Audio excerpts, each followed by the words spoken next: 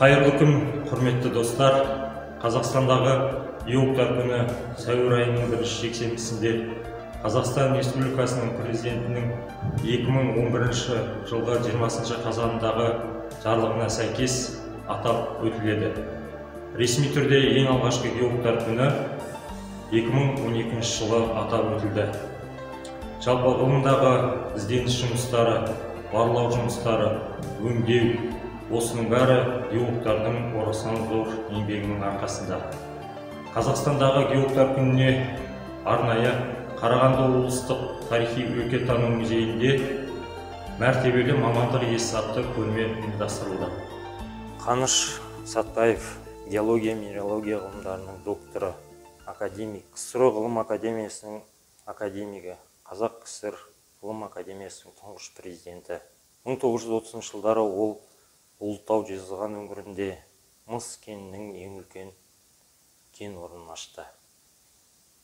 Михаил Русаков, кеңестік геолог, Қазақ КСР ғылым академиясының академигі, геология, минералогия ғылымдарының докторы, профессор.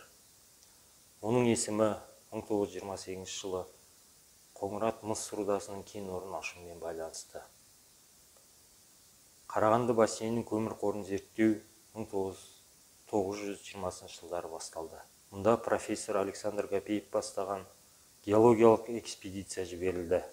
Ғалымдар Қарағанды шахталарын зерттеп, Қарағанды бассейнінің геологиялық картасын жасады және көмірдің орасан зор қорларын анықтады.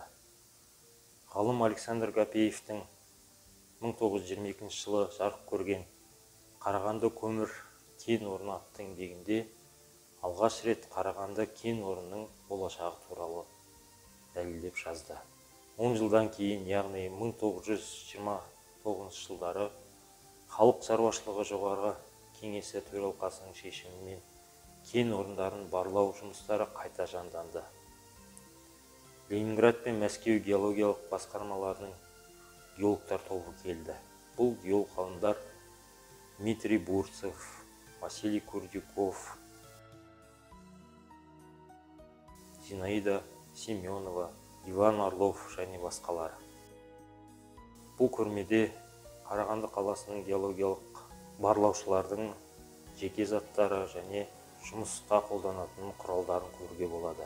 Оның ішінде Қарағанды қаласының геологиялық картасы, геологтардың рюкзактары, карталар мен жобалар сақталған түтік, геологтың далалық сөмкесі,